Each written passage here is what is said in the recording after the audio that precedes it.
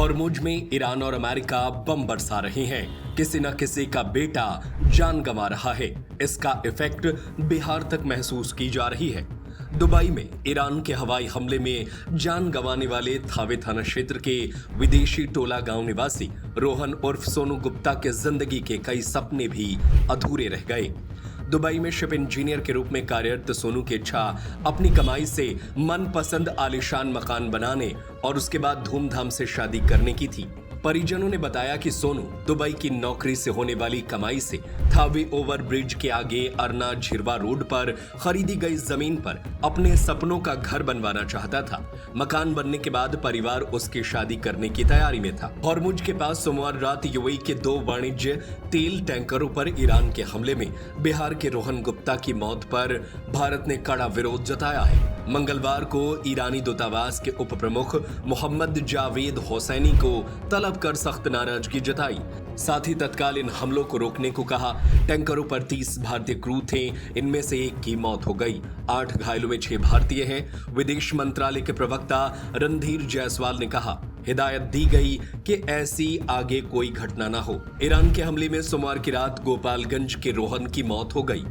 थावे थाना क्षेत्र के विदेशी टोला गांव निवासी 30 वर्षीय रोहन गुप्ता दुबई की एक शिपिंग कंपनी में इंजीनियर के पद पर कार्यरत थे।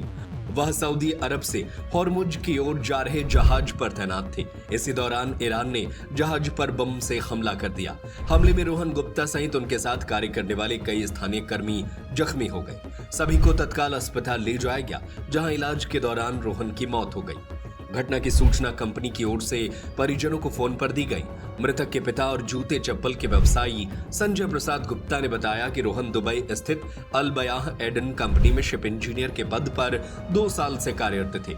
मां राजकुमारी देवी ने बताया कि रोहन जनवरी के अंतिम सप्ताह में घर आया था और 8 जून को दोबारा ड्यूटी पर लौट गया था। रोहन 3 भाइयों में सबसे छोटा था। दोनों बड़े भाइयों की शादी हो चुकी है। परिवार उसकी शादी की तैयारियों में जुटा था, लेकिन उससे पहले ही दुखद खबर आ गई। गौर हो कि वाणिज्यिक पोतों पर अमेरिका और ईरान के हमलों में अब तक 13 भारतीयों की मौत हो चुकी है।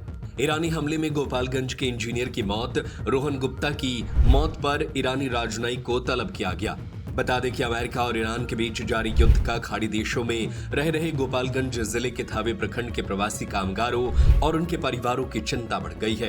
प्रखंड के कई गांवों से दुबई, सऊदी अरब, दोहा, बहरीन सहित अन्य खाड़ी देशों में रोजगार के लिए गए कामगारों के परिजन उनकी सुरक्षा को लेकर चिंतित हैं। सऊदी अरब, दुबई, दोहा, कतर, अबू धाबी, शारजहां समेत अन्य खाड़ी देशों में गोपालगंज जिले के करीब 75,000 लोग काम करते हैं।